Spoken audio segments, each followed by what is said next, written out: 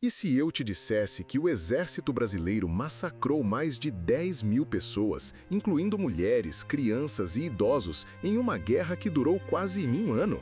E que esse episódio sangrento foi praticamente apagado dos livros de história por décadas?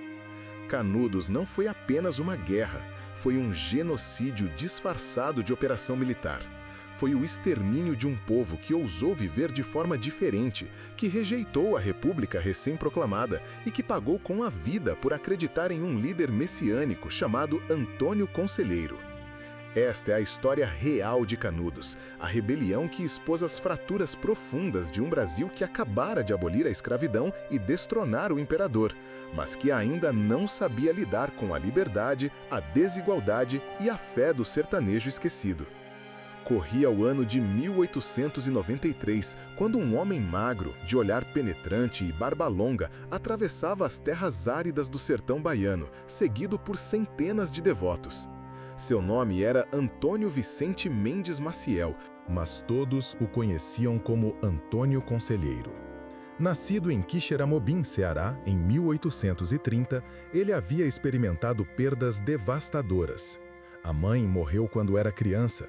O pai enlouqueceu, e seu casamento fracassou após a esposa fugir com um policial. A dor o transformou.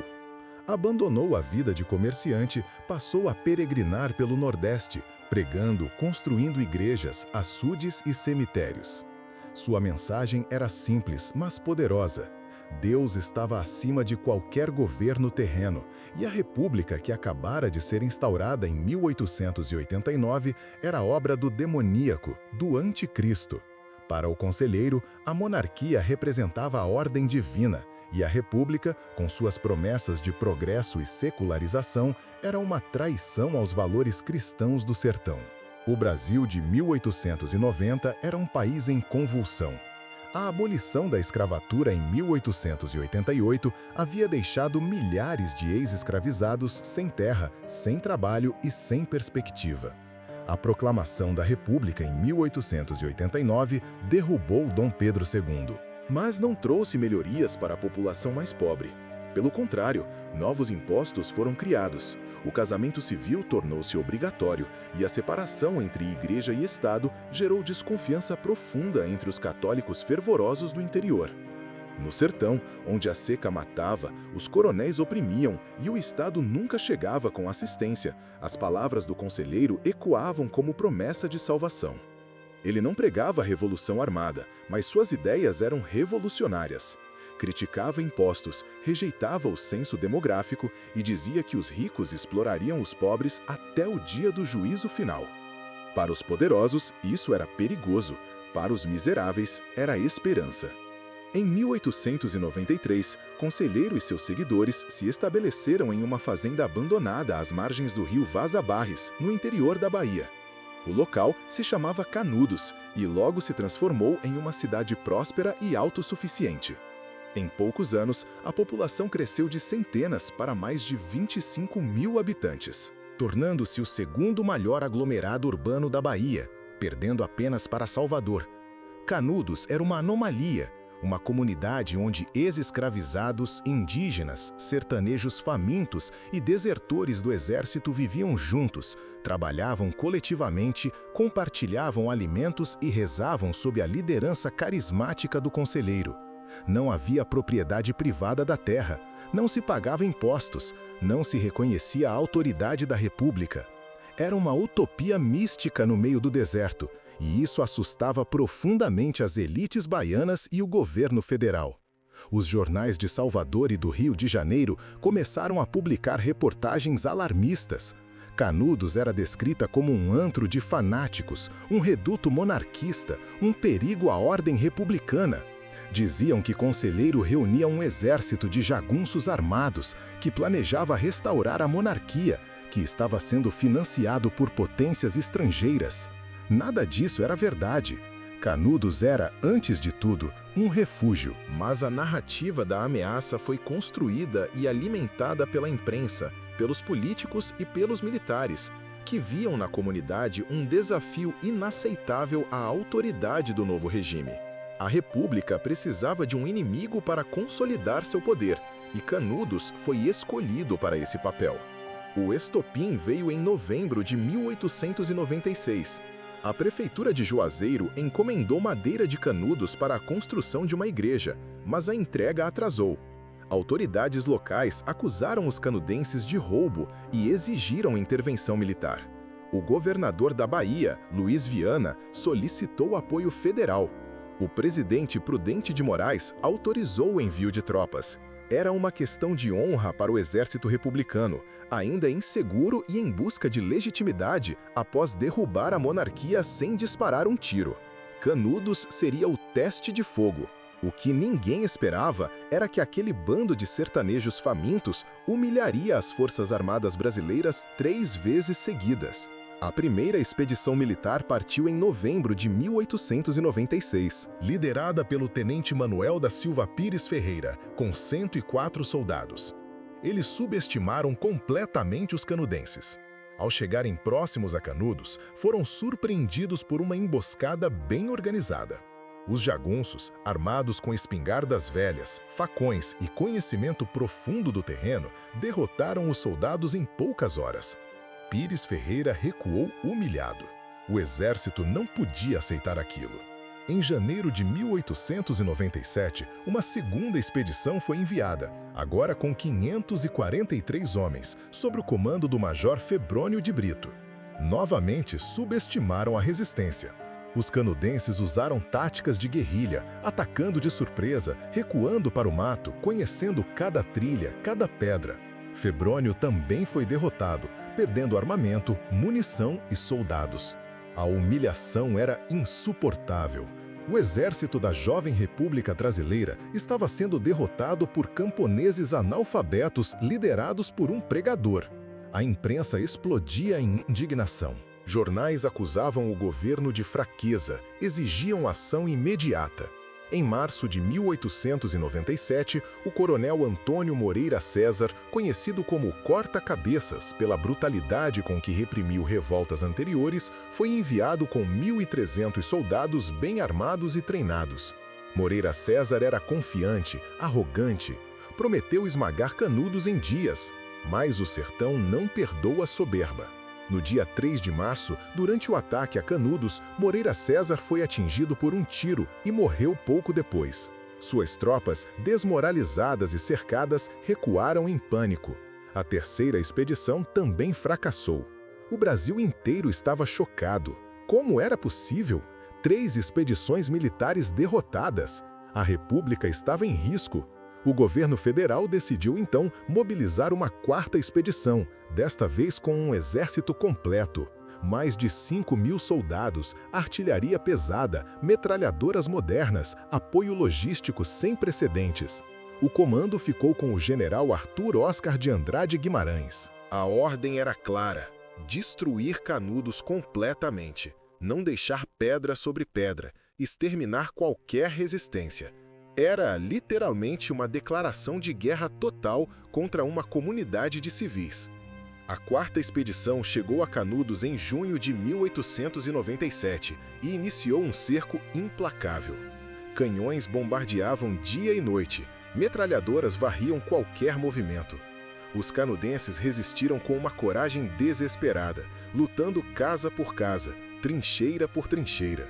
Mulheres e crianças pegavam em armas. Idosos recusavam-se a fugir.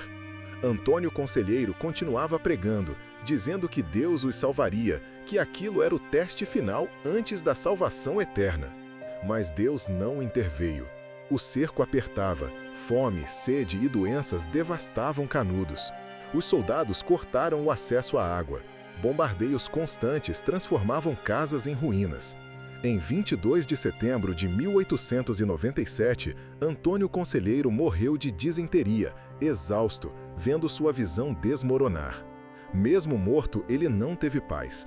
Seu corpo foi exumado, decapitado e sua cabeça enviada para Salvador, onde foi exibida como troféu e posteriormente estudada por médicos que tentaram provar que ele era louco, um criminoso nato, usando teorias racistas e pseudocientíficas da época. Sem Conselheiro, a resistência ainda durou mais dias. No dia 5 de outubro de 1897, Canudos caiu. Mas não houve rendição. Os últimos defensores lutaram até o fim. O exército não fez prisioneiros. Homens, mulheres, crianças e idosos foram executados sumariamente. Casas foram incendiadas, a cidade foi arrasada. As estimativas históricas falam em mais de 15 mil mortos do lado dos canudenses, embora números exatos sejam impossíveis de precisar. Do lado do exército, cerca de 5 mil soldados morreram nas 4 expedições.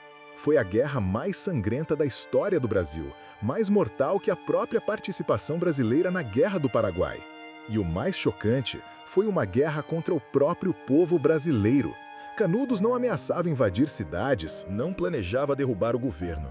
Era apenas uma comunidade que queria viver em paz, longe dos impostos, longe da República, perto de Deus.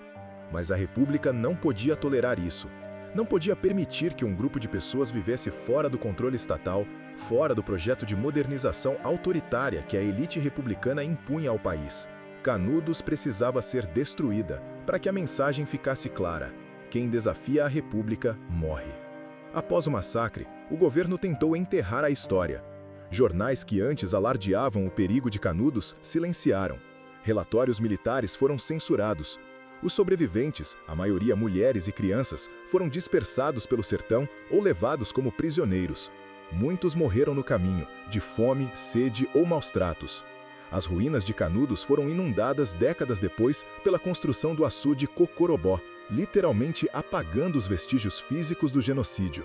Por anos, Canudos foi tratada como uma nota de rodapé vergonhosa na história oficial. Um episódio de fanatismo e ignorância que a República civilizada teve que sufocar. Mas a verdade é outra. Canudos foi um genocídio planejado, executado e encoberto. Foi a eliminação sistemática de uma população indesejada, que não se encaixava no projeto de nação moderna que as elites queriam construir. Quem deu voz à verdade de Canudos foi Euclides da Cunha, engenheiro e jornalista que acompanhou a 4ª expedição como correspondente de guerra. Inicialmente, Euclides compartilhava o preconceito comum da época. Achava que Canudos era um antro de fanáticos perigosos. Mas ao presenciar os horrores da guerra, ao ver a resistência heróica daquele povo miserável, ao testemunhar as atrocidades cometidas pelo exército, ele mudou completamente de opinião. Em 1902, publicou Os Sertões, obra-prima da literatura brasileira que denuncia o massacre e retrata os canudenses com humanidade, respeito e compaixão.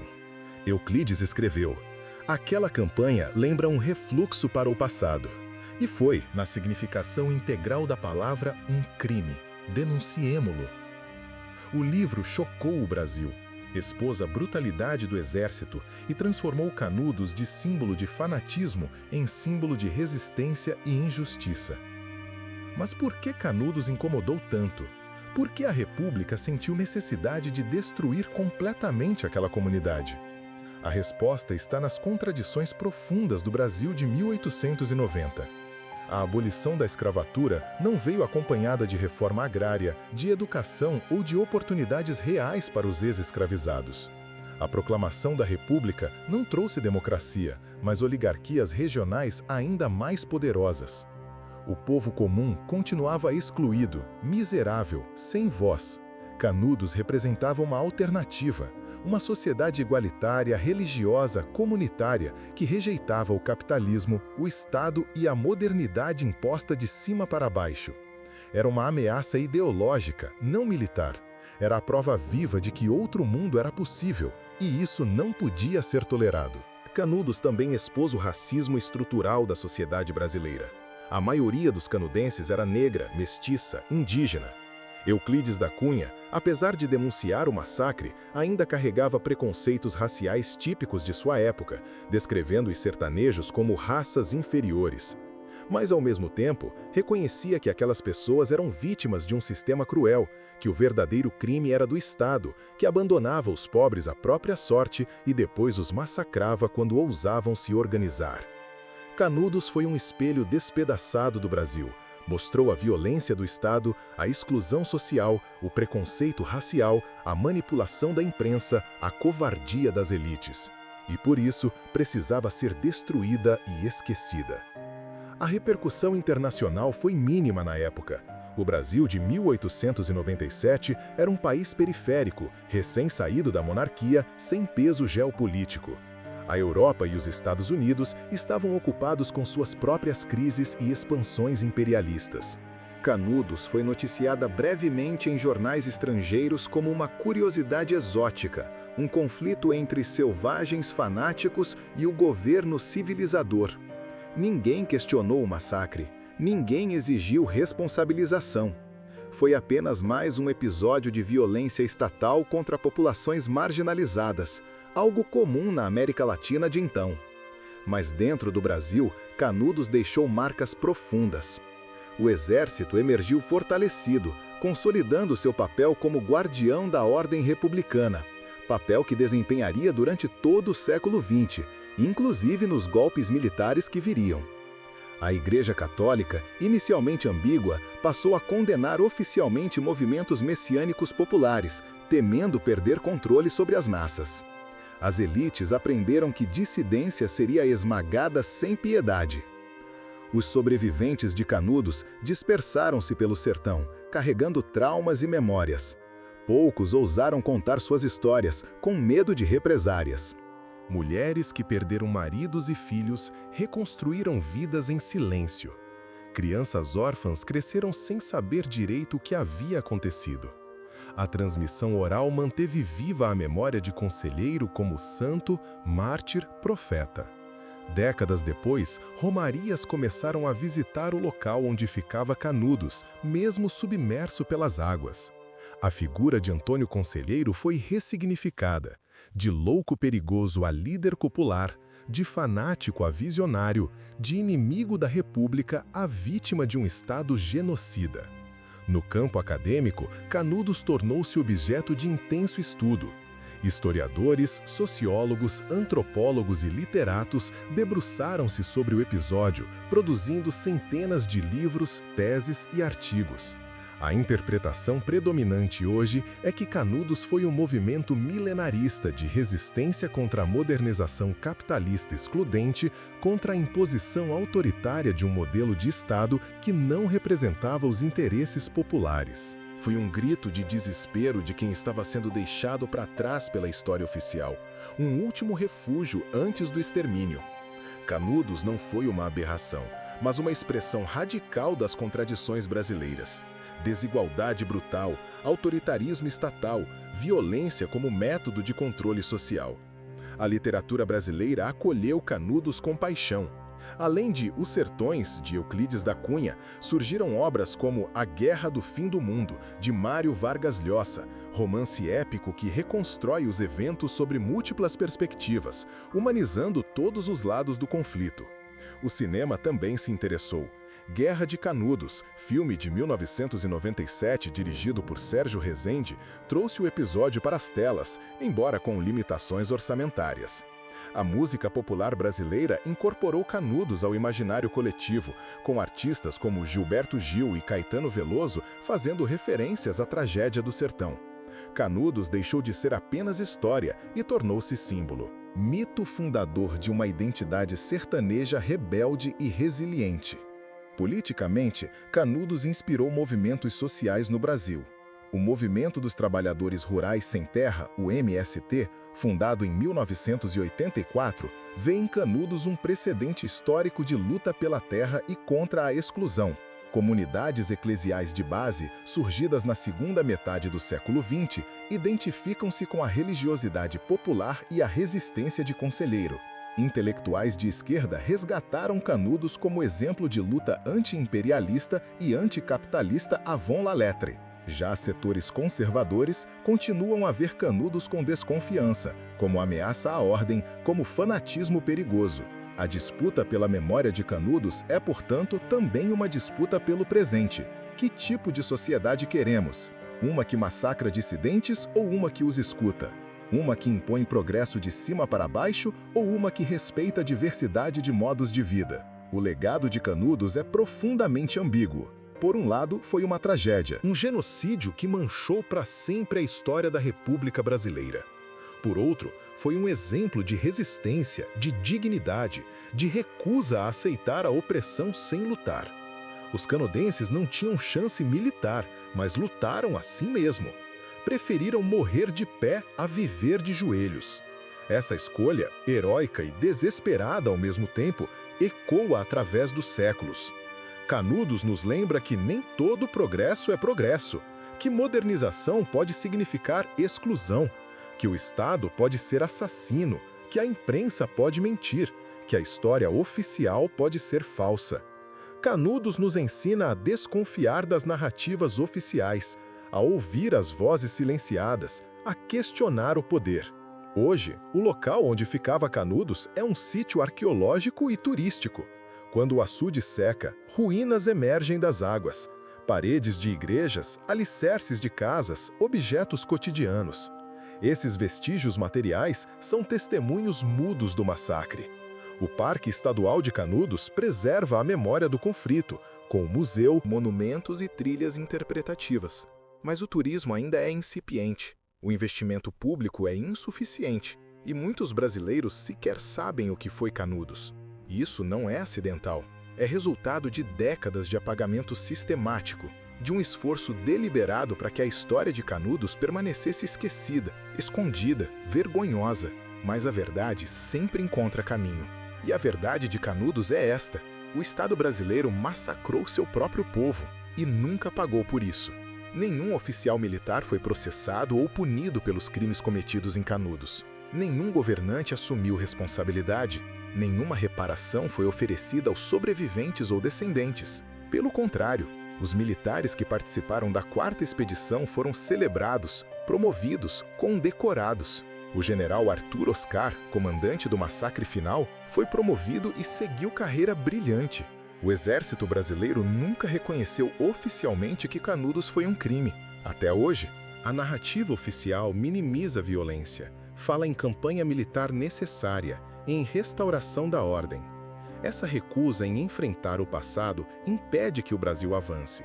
Como construir democracia sem reconhecer os genocídios que fundaram a República? Como falar em direitos humanos sem reparar as vítimas de Canudos? Como acreditar no Estado de Direito quando o Estado foi o algoz? A comparação com outros massacres históricos é inevitável.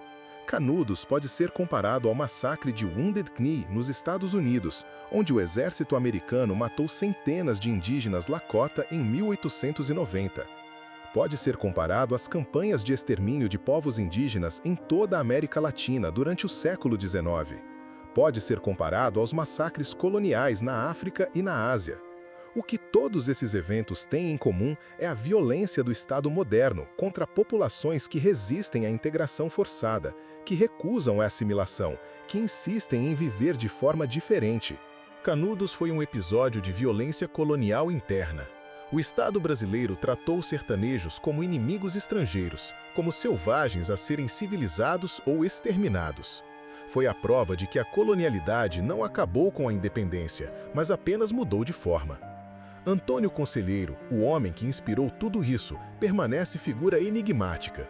Não deixou escritos teológicos ou políticos elaborados. Suas pregações eram orais, simples, diretas, mas tinham poder. Falavam diretamente ao coração dos miseráveis, dos excluídos, dos que não tinham mais nada a perder.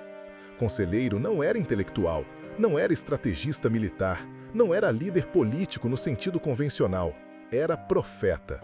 Falava em nome de Deus, prometia justiça divina, oferecia consolo espiritual em um mundo brutal. E isso bastava. Para milhares de pessoas, Conselheiro era santo, era salvador, era a única esperança em meio ao desespero. Sua morte não encerrou sua influência. Pelo contrário, transformou-o em mártir, em símbolo eterno de resistência. Até hoje, sertanejos rezam para Conselheiro, acendem velas em sua memória, contam histórias de milagres atribuídos a ele. A Igreja Católica nunca o canonizou oficialmente, mas no imaginário popular, Antônio Conselheiro é santo. A imprensa teve papel fundamental na construção da narrativa que justificou o massacre. Jornais de Salvador, Rio de Janeiro e São Paulo publicaram reportagens sensacionalistas, chamando Canudos de antro de bandidos, reduto monarquista, ameaça à civilização. Correspondentes de guerra enviavam relatos exagerados, alimentando o pânico moral. A imprensa republicana, alinhada ao governo, demonizou sistematicamente os canudenses, preparando a opinião pública para aceitar o extermínio. Quando as 3 primeiras expedições fracassaram, a imprensa exigiu ação ainda mais brutal. Quando a 4ª expedição finalmente destruiu Canudos, a imprensa celebrou a vitória, sem questionar o custo humano. Foi um exemplo clássico de manipulação midiática, de como narrativas falsas podem legitimar violência estatal, e serve de alerta para o presente. Desconfie sempre de consensos midiáticos que demonizam grupos marginalizados, que justificam repressão violenta em nome da ordem. A dimensão religiosa de Canudos não pode ser ignorada. Para os canudenses, aquela não era apenas uma comunidade. Era Jerusalém Celeste, o reino de Deus na terra. A fé era o cimento que unia aquelas pessoas, que dava sentido ao sofrimento, que justificava a resistência até a morte. Quando os canhões bombardeavam, os canudenses rezavam. Quando a fome apertava, rezavam. Quando os soldados invadiam, rezavam e lutavam. A dimensão mística de Canudos incomoda racionalistas, que preferem explicações materiais, econômicas, políticas. Mas para entender Canudos é preciso levar a religiosidade a sério. Aquelas pessoas realmente acreditavam que Deus estava do lado delas, que a república era obra do demônio, que morrer defendendo Canudos era garantia de salvação eterna.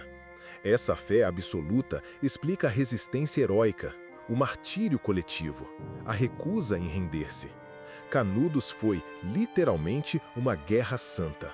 O Brasil de hoje ainda carrega as feridas de Canudos. A desigualdade social que alimentou a revolta continua. O sertão ainda sofre com seca, pobreza, abandono estatal. Movimentos messiânicos e pentecostais crescem nas periferias urbanas e nas zonas rurais, oferecendo esperança espiritual onde o Estado falha. A violência policial contra populações marginalizadas é rotina, continuidade direta da violência de Canudos.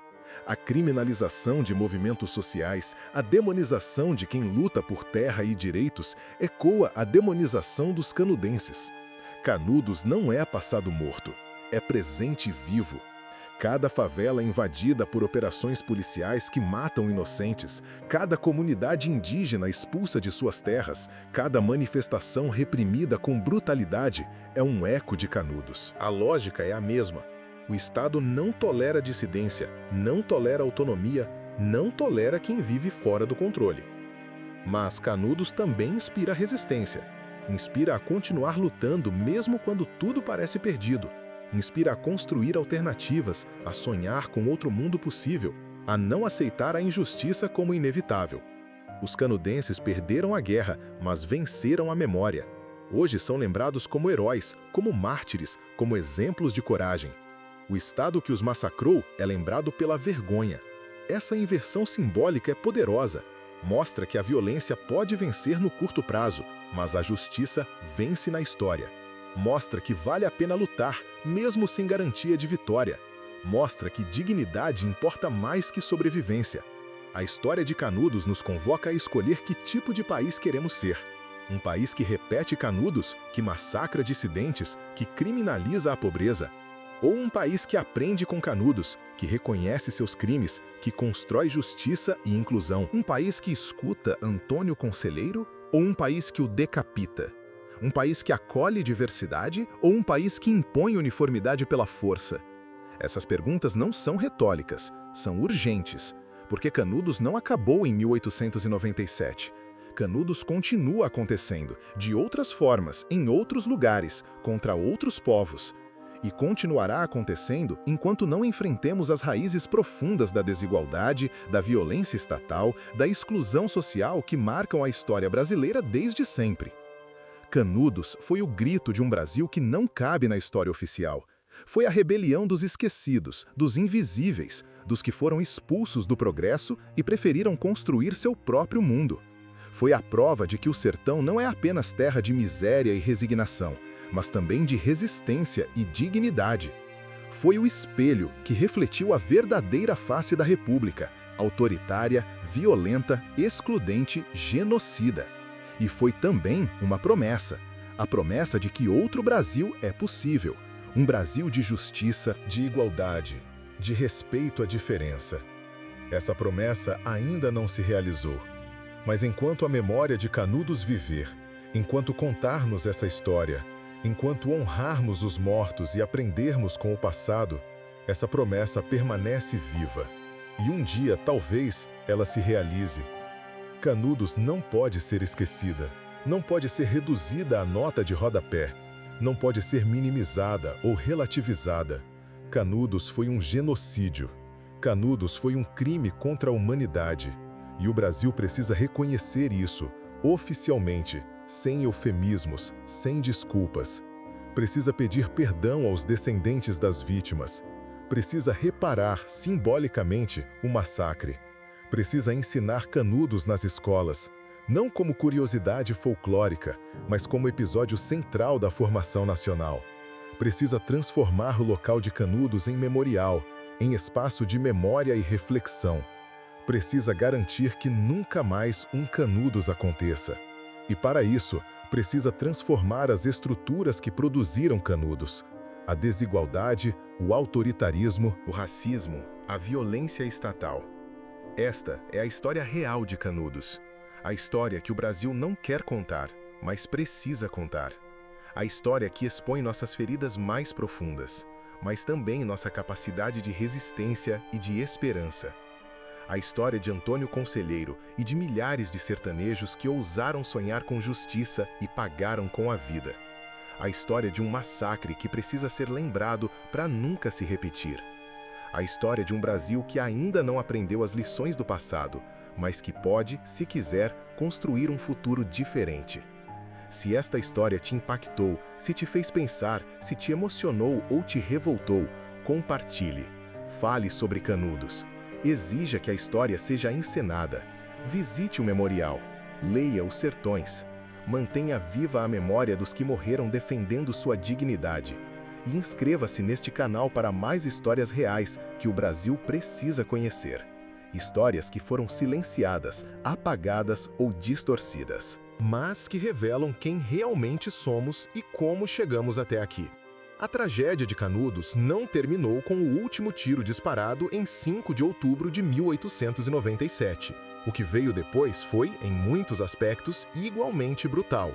O apagamento sistemático dos rastros, a destruição das evidências, o silenciamento dos sobreviventes e a construção de uma narrativa oficial que transformaria vítimas em vilões e algozes em heróis. Esse processo de ocultação durou décadas e revela tanto sobre o caráter do Estado brasileiro quanto o próprio massacre. Nos dias seguintes à queda de Canudos, soldados percorreram as ruínas incendiando tudo que ainda estava de pé. Casas, igrejas, depósitos de alimentos, tudo foi reduzido a cinzas. A igreja de Santo Antônio, construída pelos próprios canudenses sob orientação do conselheiro e que servia como centro espiritual da comunidade, foi dinamitada.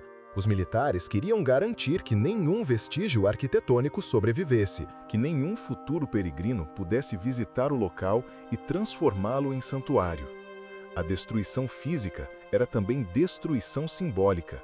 Apagar Canudos da geografia era apagá-la da memória. Os prisioneiros que sobreviveram ao massacre foram tratados com crueldade extraordinária.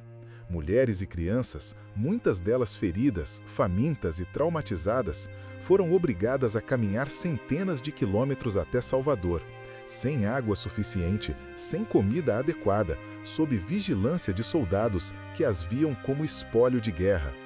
Muitas morreram pelo caminho, seus corpos abandonados à beira das estradas. As que chegaram a Salvador foram exibidas como troféus, fotografadas, estudadas por médicos e antropólogos que buscavam comprovar a inferioridade racial e mental dos sertanejos.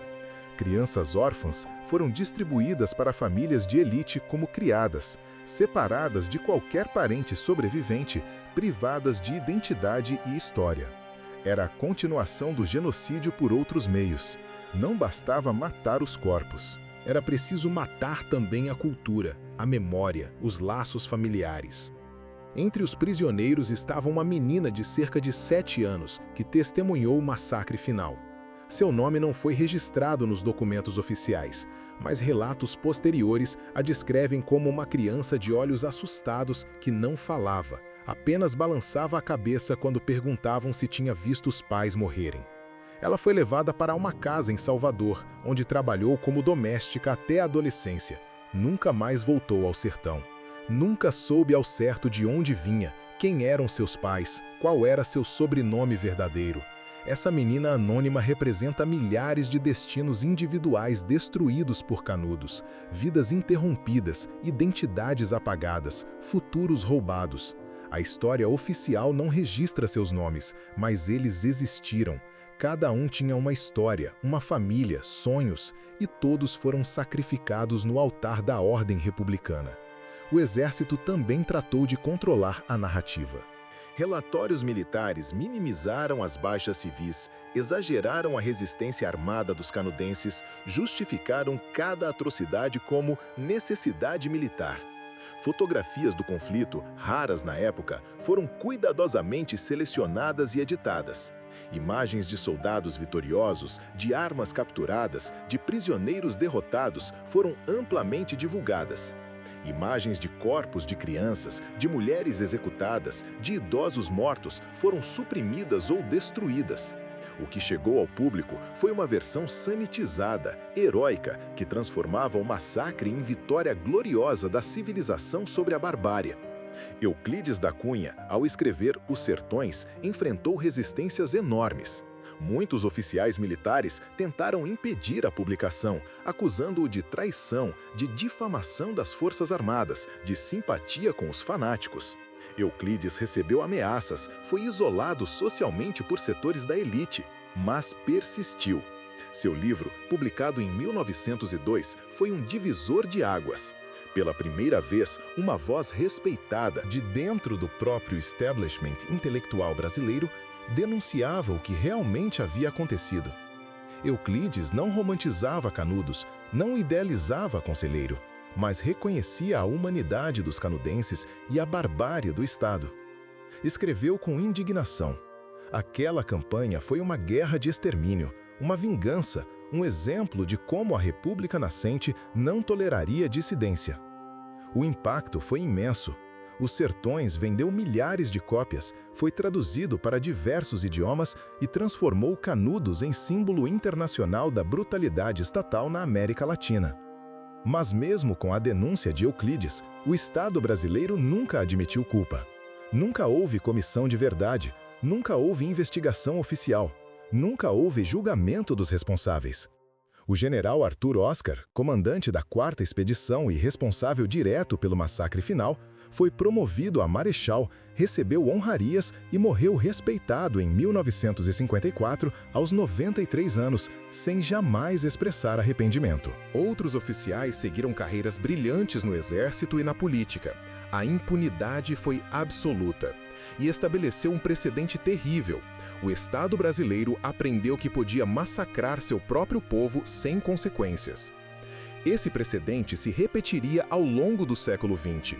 Em 1912, apenas 15 anos após Canudos, o exército reprimiu violentamente a Guerra do Contestado, outro movimento messiânico popular no sul do Brasil, matando milhares de camponeses. Em 1938, a polícia de Getúlio Vargas massacrou centenas de integralistas no chamado Putsch integralista.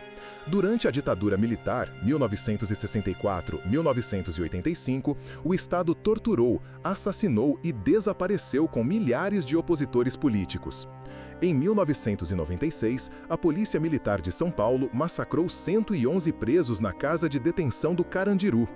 Em 2007, a Polícia do Rio de Janeiro realizou a operação no Complexo do Alemão, que resultou em 19 mortos.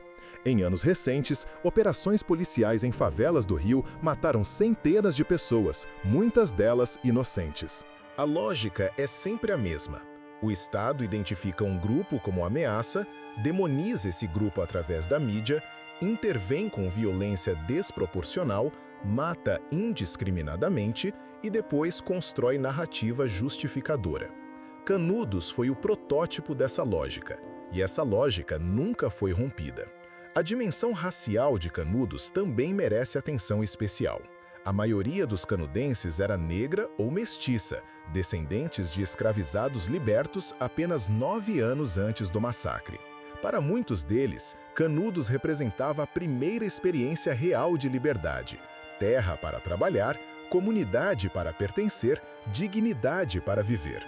A abolição de 1888 havia libertado juridicamente os escravizados, mas não lhes ofereceu nada concreto: sem terra, sem educação, sem reparação.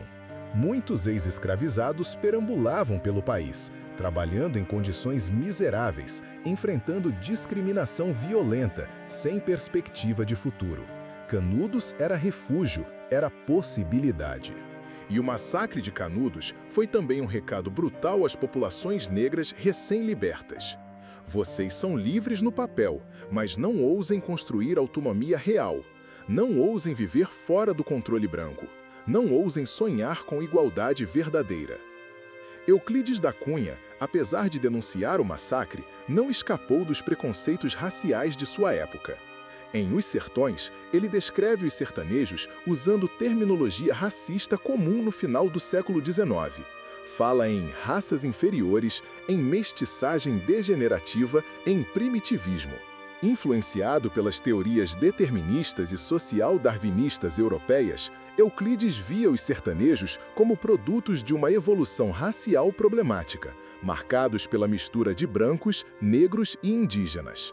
Mas, com tradição fascinante, ele também reconhecia que aquelas pessoas eram vítimas, que tinham direito à vida e à dignidade, que o verdadeiro crime era do Estado civilizado que os massacrou.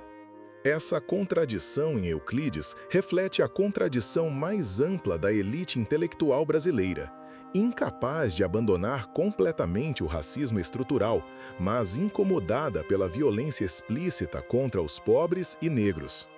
Estudos contemporâneos em antropologia e sociologia reinterpretaram Canudos sob lentes antirracistas e decoloniais. Pesquisadores como José Calazans, que dedicou décadas ao estudo de Canudos, documentaram meticulosamente a composição racial da comunidade, os laços familiares dos canudenses, as práticas culturais afro-brasileiras presentes no arraial. Descobriu-se, por exemplo, que apesar do catolicismo oficial de Conselheiro, Canudos incorporava elementos de religiosidade africana, de cosmologias indígenas, de sincretismo típico da cultura popular brasileira. Essa diversidade cultural era mais uma razão para a elite branca temer Canudos. Não era apenas desafio político ou econômico, era desafio civilizacional. Era a prova viva de que os povos não brancos podiam se organizar autonomamente, criar sociedades funcionais, sobreviver sem tutela branca. Isso era intolerável. A comparação com quilombos é inevitável. Canudos foi, em certo sentido, um quilombo ampliado, comunidade de refugiados, majoritariamente negra, organizada fora do controle estatal, baseada em economia coletiva e liderança carismática. Assim como os quilombos coloniais foram perseguidos e destruídos pela coroa portuguesa, Canudos foi perseguida e destruída pela República Brasileira. A continuidade é evidente. O Estado brasileiro, seja monárquico ou republicano, nunca tolerou autonomia negra. Palmares, o maior quilombo brasileiro, foi destruído em 1694, após quase um século de resistência. Canudos foi destruída em 1897, após 4 anos de existência. Em ambos os casos, a violência foi desproporcional, o massacre foi total, e a justificativa foi a mesma: restaurar a ordem, proteger a civilização, eliminar a ameaça. A diferença é que Canudos aconteceu já no período republicano, supostamente moderno e civilizado, o que torna o crime ainda mais chocante. O papel das mulheres em Canudos foi fundamental, mas permaneceu invisibilizado por décadas. Relatos militares mencionam mulheres lutando ao lado dos homens nas trincheiras finais, empunhando facões e pedras quando as munições acabaram, protegendo crianças até o último momento. Uma dessas mulheres, conhecida apenas como Maria Bonita de Canudos, não confundir com a cangaceira Maria Bonita que viria décadas depois, tornou-se lendária entre os sobreviventes. Dizem que ela coordenava a distribuição de água durante o cerco, que consolava os feridos, que rezava pelos mortos. Quando os soldados invadiram sua casa, ela teria enfrentado 3 homens armados apenas com uma faca de cozinha, dando tempo para que crianças fugissem pelos fundos. Foi morta a tiros, mas salvou pelo menos 5 crianças. Essa história, transmitida oralmente por gerações, nunca foi confirmada por documentos oficiais, mas representa a coragem anônima de centenas de mulheres canadenses cujos nomes a história não registrou. Após o massacre, muitas das mulheres sobreviventes foram estupradas por soldados. Relatos contemporâneos, publicados discretamente em jornais da época, mencionam excessos cometidos pelas tropas, eufemismo comum para violência sexual. Oficiais tentaram encobrir esses crimes, mas correspondentes de guerra e até alguns soldados horrorizados deixaram testemunhos. Mulheres grávidas de Canudos tiveram seus bebês mortos dentro delas por baionetas. Adolescentes foram sequestradas por oficiais e mantidas como escravas sexuais. Essas atrocidades nunca foram investigadas, nunca foram punidas. São o aspecto mais obscuro e silenciado de Canudos, a camada de violência de gênero que se somou ao genocídio racial e político. E mostram que Canudos não foi apenas massacre militar, foi também feminicídio em massa. Foi violência sexualizada usada como arma de guerra e terror. A destruição de Canudos também teve impacto ambiental significativo. O arraial havia desenvolvido sistemas sofisticados de irrigação, aproveitando as águas do Vaza-Barres para a agricultura mesmo em tempos de seca. Os canudenses plantavam feijão, milho, mandioca, criavam cabras e galinhas. Conselheiro havia supervisionado a construção de açudes e poços. Canudos era o oásis no sertão árido, prova de que era possível prosperar naquele ambiente hostil com trabalho coletivo e conhecimento tradicional. A destruição militar arrasou toda essa infraestrutura. Campos foram queimados, açudes contaminados com corpos, árvores derrubadas. Após o massacre, a região ao redor de Canudos entrou em declínio ecológico. Sem a comunidade para manter os sistemas de irrigação, a terra voltou à aridez extrema. Décadas depois, quando o governo federal construiu o açude Cocorobó e inundou as ruínas, Canudos desapareceu literalmente do mapa. Mas as águas do açude não conseguiram afogar a memória.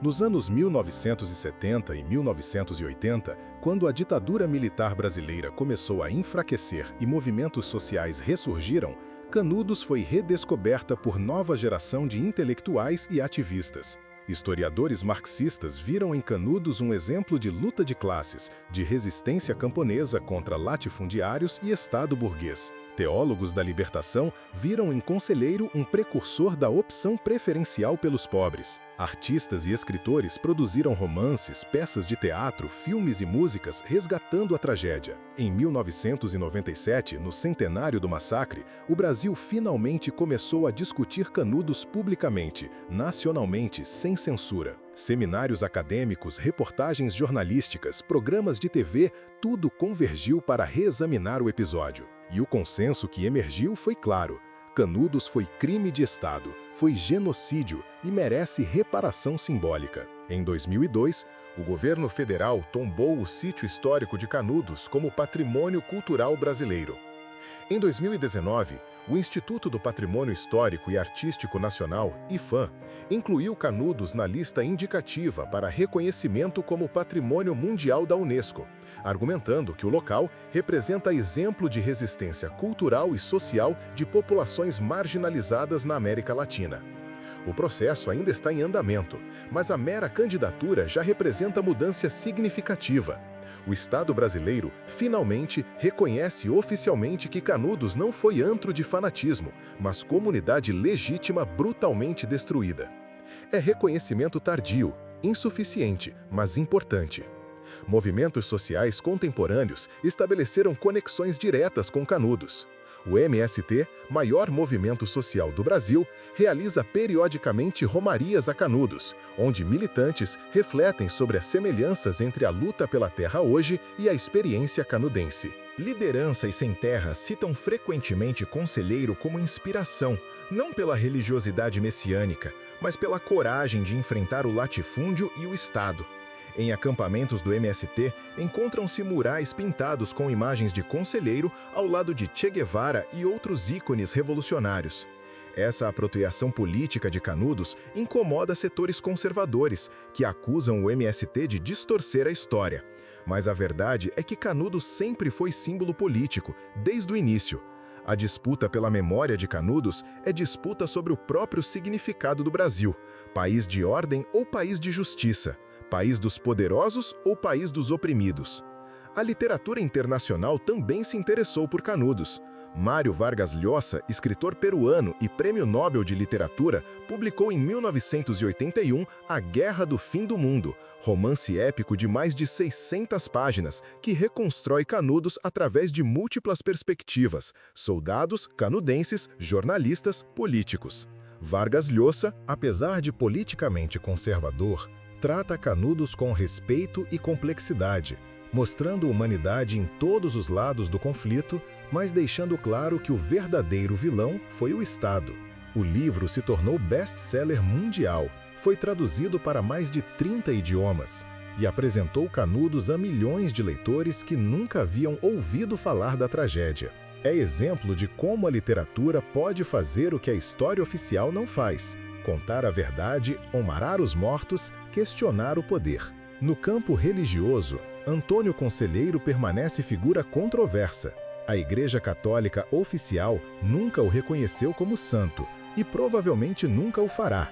Conselheiro era heterodoxo demais, crítico demais das hierarquias eclesiásticas, ligado demais à religiosidade popular que a Igreja sempre tentou controlar. Mas para milhares de devotos do interior do Nordeste, Conselheiro é santo indiscutível. Existem capelas dedicadas a ele, pessoas que rezam pedindo sua intercessão, relatos de milagres atribuídos ao Santo Conselheiro. Essa santificação popular, não oficial, é forma de resistência. O povo canoniza quem a Igreja rejeita, honra quem o Estado massacrou. É teologia desde baixo, fé dos oprimidos que não precisa de aprovação institucional.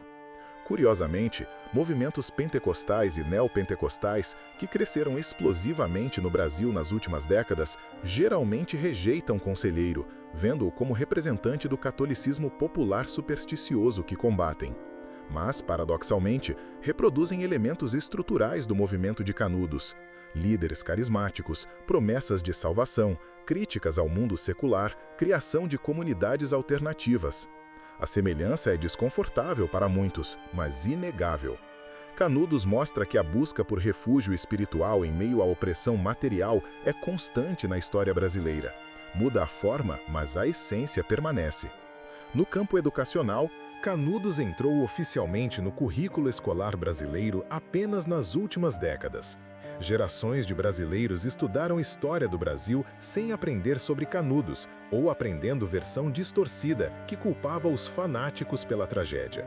Somente nos anos 1990 e 2000, com reformas curriculares progressistas, Canudos começou a ser ensinada de forma mais honesta, contextualizando o movimento, explicando as causas sociais, reconhecendo o massacre. Mas ainda há resistências. Em estados controlados por governos conservadores, professores que ensinam Canudos criticamente enfrentam pressões, acusações de doutrinação ideológica, ameaças. A batalha pela memória de Canudos continua nas salas de aula. Arqueólogos e historiadores continuam estudando Canudos.